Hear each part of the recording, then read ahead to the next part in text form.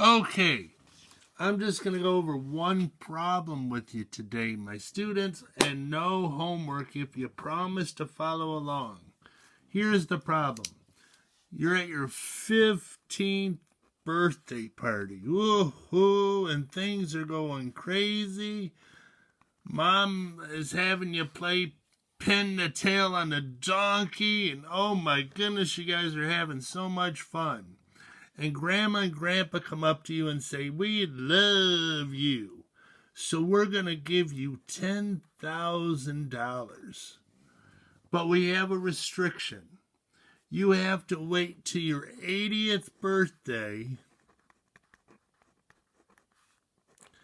to spend any of it, and you must first throw a huge party with the money."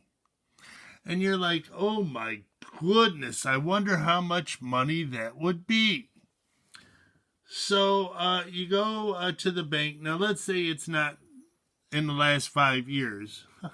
Let's say it's normal times. And let's say you're getting compounded interest. Now, normally, the bank is an okay place. But lately it's horrible. So, or you get a financial advisor to invest your money. And let's say you get 8% interest, but it's compounded daily. So every day they figure out your interest. Now with banks, when they got computers, they started compounding interest to kind of fight against different banks to get in there. And things really change. That means today you get interest on the interest that you got yesterday, and tomorrow you get interest on the interest you got today. So over a little bit of time, it doesn't matter a whole lot. But over a huge amount of time, it really does make a difference. Now, banks are like 0.01%. It's not much. But historically, let's say you hire someone, a financial advisor. Now, compounded interest, the story problem is A equals the principal. Principal means how much you invested, plus 1 over Rn. R is the rate as a decimal. N is how many times it's compounded. So when I was a kid, we would do it 4 times a year. It was called quarterly because they didn't really have computers that worked that well. And this is called the principal. No, not Mr. Haley.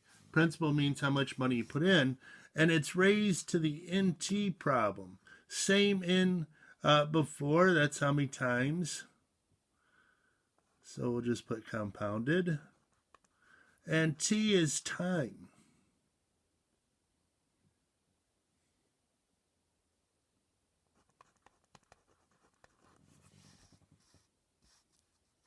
Now, usually it's years. So, let's put our problem in place and see how much money you have. So, we're investing $10,000.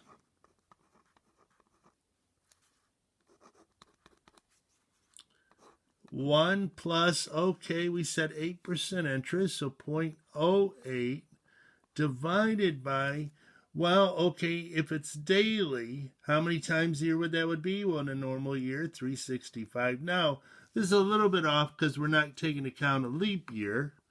Raised to the 365 times, well, if it's your 15th birthday and then your 80th birthday, you actually get the money. So that would be 65 years. Now, I've been telling you that retirement or saving money, it's time more than it is the money because of this compounded interest stuff. Now, we used to have to use logarithms for this, but because the calculators have become so advanced, don't have to. So here we go. I'm going to go 0.08 divided by 365. By the way, the stock market has been 8% historically. Now, the last couple weeks it's been crazy, but the last 2 days it's really gone up. So that's a very small number. Add 1. Now, you have a button on decimals, a to the b. That means raise it to the power of. Now, on an old calculator, it's y to the x or x to the y.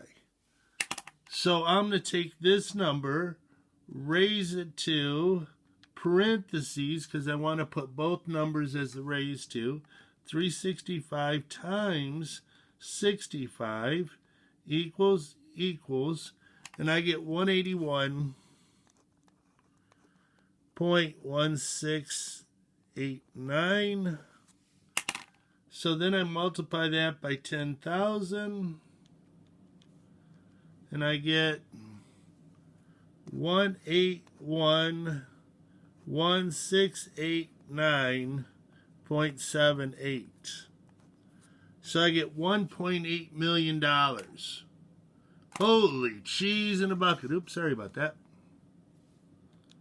So, mercy. So, an interesting problem. Again, before you'd use logs to solve all this. Now we don't have to because of technology. But $1.8 million. If you waited 65 years, that would be some party. Would you invite me?